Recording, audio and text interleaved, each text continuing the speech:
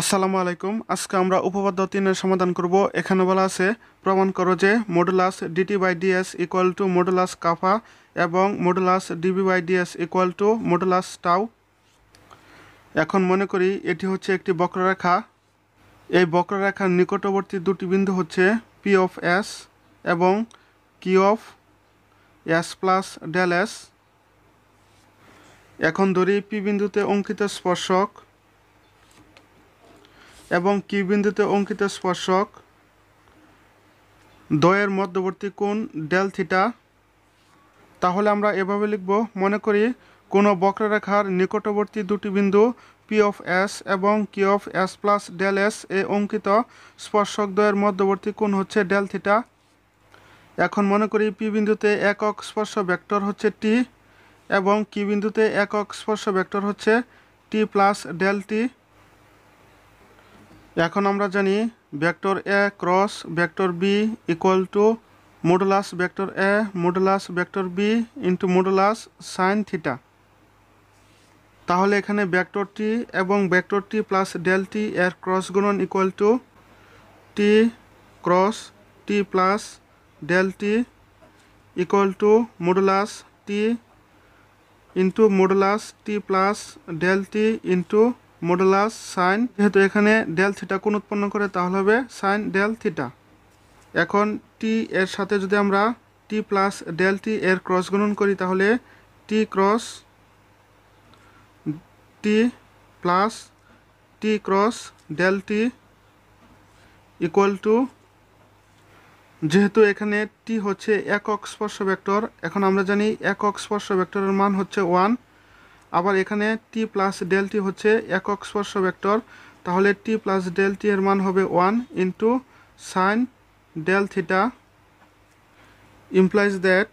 এখন আমরা জানি একক ভেক্টর টি ক্রস একক ভেক্টর টি ইকুয়াল টু 0, আবার একক ভেক্টর টি ইন্টু একক ভেক্টর টি ইকুয়াল টু 1, অর্থাৎ ক্রস গুণন সমান হচ্ছে 0 এবং ডট গুণন সমান হচ্ছে 1। তাহলে এখানে আমরা লিখতে পারি টি ক্রস টি সমান হচ্ছে 0 প্লাস টি ক্রস ডেল টি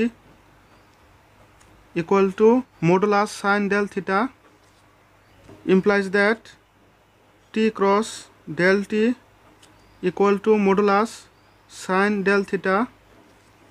এখন উভয় পক্ষকে ডেল এস দ্বারা ভাগ করে পাই, implies that modulus t cross del t by del s, যেহেতু আমরা ডেল এস দ্বারা ভাগ করতেছি, equal to modulus sin del theta by del s implies that t cross del t by del s equal to modulus sin del theta। এখন sin del theta by del s কে আমরা লিখতে পারি sin del theta by del theta into del theta by del s। তাহলে del theta কাটা যাবে, তাহলে থাকবে sin del theta by del s, অর্থাৎ মানের কোনো পরিবর্তন হবে না। এখন যদি কিউ পি এর নিকটবর্তী হয়, অর্থাৎ কিউ টেন্স টু পি হয়, তবে ডেল এস টেন্স টু 0 হবে। এখন লিমিট নিয়ে পাই, সুতরাং মডুলাস টি ক্রস, যদি আমরা এখানে লিমিট নেই তাহলে ডেল টি হয়ে যাবে DT by DS equal to, এখানে limit del S tends to 0 sine del theta by del theta into del theta by del S implies that modulus t cross dt by ds equal to, এখন আমরা জানি limit del S tends to 0 sine theta by theta equal to হচ্ছে 1। তাহলে এখানে আমরা লিখতে পারি limit del S tends to 0 sine del theta by del theta equal to হচ্ছে 1 ইন্টু, এখন যেহেতু এখানে আমরা লিমিট বসাচ্ছি সেজন্য del theta by del S হয়ে যাবে d theta by ds implies that t cross dt by ds equal to modulus d theta by ds implies that t cross dt by ds equal to, এখন আমরা জানি d theta by ds সমান হচ্ছে কাফা, তাহলে এখানে modulus d theta by ds সমান আমরা লিখতে পারি মডুলাস কাফা। এই সমীকরণকে আমরা 1 নং দ্বারা চিহ্নিত করি। এখন modulus T cross DT by DS equal to, অর্থাৎ দুটি ভেক্টরের ক্রস গুণন ইকুয়াল টু ভেক্টর এ সমান হচ্ছে টি ইন্টু বি, বি সমান হচ্ছে dt by DS into sine theta. এই সমীকরণকে আমরা 2 নং দ্বারা চিহ্নিত করি। এখন আমরা থিটা এর মান বের করব। থিটা এর মান বের করার জন্য আমরা জানি একক ভেক্টর টি ইন্টু একক ভেক্টর টি ইকুয়াল টু 1, অর্থাৎ দুটি ভেক্টরের ডট গুণন সমান হচ্ছে 1। তাহলে আমরা লিখতে পারি একক ভেক্টর টি ইন্টু একক ভেক্টর টি ইকুয়াল টু 1। এখন এই সমীকরণকে আমরা এস এর সাপেক্ষে অন্তরীকরণ করে পাই। তাহলে ডি ডিএস টি ইন্টু টি, তাহলে হবে vector T square equal to D DS 1। বা এখন যদি আমরা টি স্কোয়ারকে এস এর সাপেক্ষে অন্তরীকরণ করি তাহলে হবে 2t, যেহেতু এখানে টি এস নয় কাজে টিকে যদি আবার অন্তরীকরণ করি তাহলে হবে DT by DS equal to, এখন 1 হচ্ছে ধ্রুবক, ধ্রুবকের অন্তরীকরণ 0, বা T into DT by DS equal to 0, 2 দ্বারা ভাগ করে।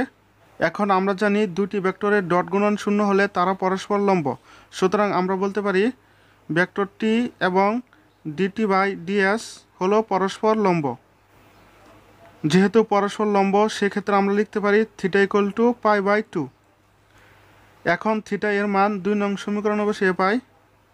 2 নং সমীকরণ থেকে T cross DT by DS equal to একক vector T into DT by DS into sine theta সমান হচ্ছে পাই বাই 2, বা T cross DT by DS equal to, এখন আমরা জানি একক ভেক্টর টি এর মান হচ্ছে 1 into DT by DS into, এখন আমরা জানি সাইন পাই বাই 2 এর মান হচ্ছে 1, বা modulus DT by DS equal to T cross DT by DS,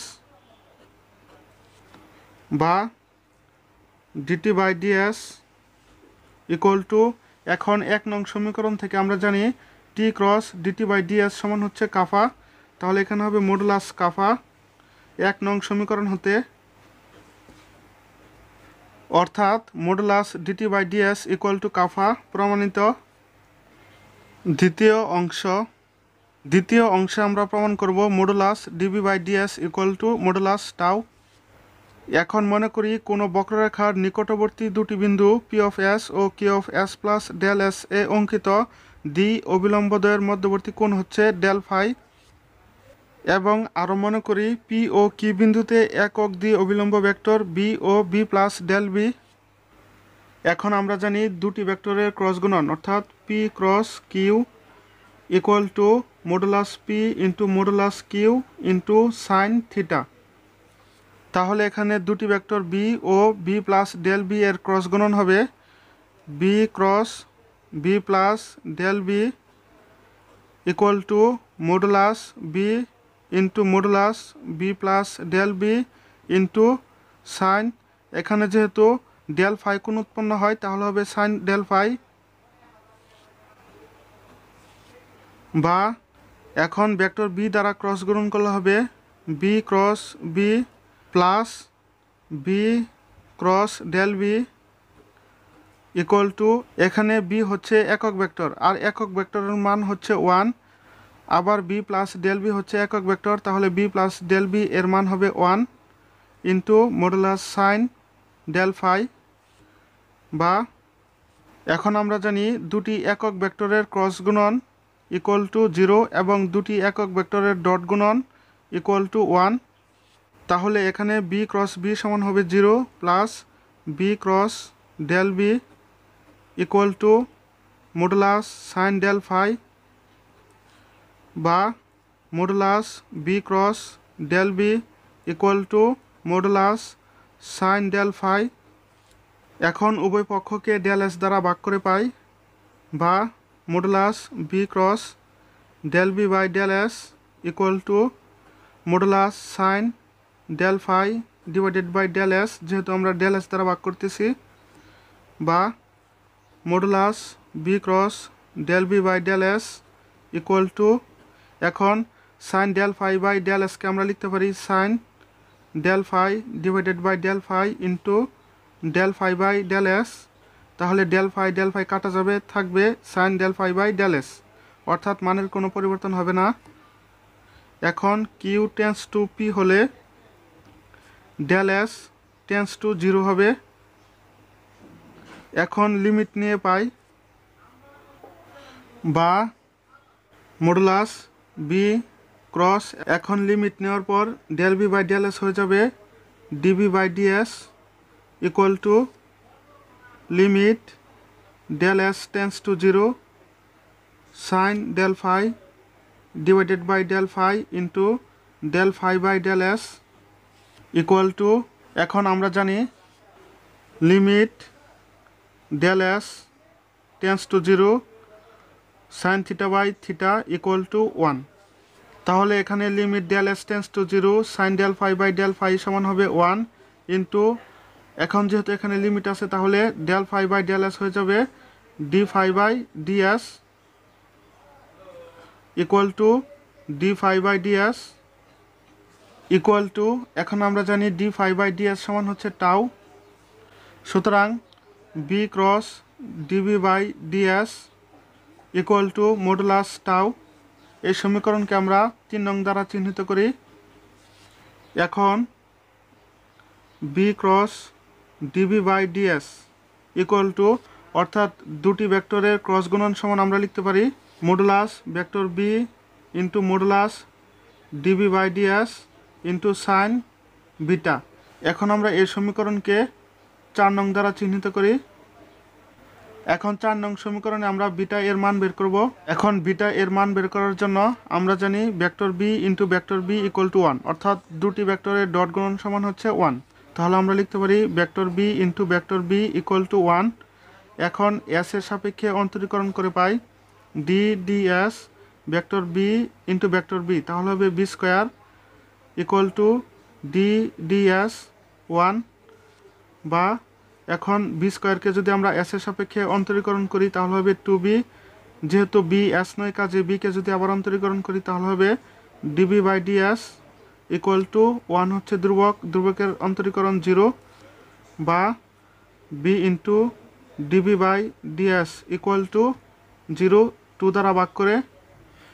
এখন আমরা জানি দুটি ভেক্টরের ডট গুণন 0 হলে তারা পরস্পর লম্ব, তাহলে আমরা লিখতে পারি ভেক্টর বি এবং ডিবি বাই ডিএস হচ্ছে পরস্পর লম্ব। যেহেতু ভেক্টর বি এবং ডিবি বাই ডিএস পরস্পর লম্ব সেহেতু আমরা লিখতে পারি বিটা ইকুয়াল টু 90 ডিগ্রি বা পাই বাই 2। এখন বিটা এর মান 4 নং সমীকরণে বসিয়ে পাই। 4 নং সমীকরণ থেকে b cross DB by DS equal to vector B into DB by DS into sine beta, beta এর মান হচ্ছে পাই বাই 2 বা modulus vector b cross DB by DS equal to, এখন আমরা জানি একক ভেক্টর বি এর মান হবে 1 into DB by DS into sine pi by 2 এর মান হচ্ছে 1 বা DB by DS equal to modulus B cross DB by DS বা DB by DS equal to, এখন 3 নং সমীকরণ থেকে আমরা জানি B cross DB by DS equal to tau, অর্থাৎ B cross DB by DS equal to tau 3 নং সমীকরণ হতে। সুতরাং modulus DB by DS equal to tau প্রমাণিত। তো আশা করি সবাই বুঝতে পেরেছেন, আর অবশ্যই আপনার মতামত কমেন্ট বক্সে জানাবেন। ধন্যবাদ।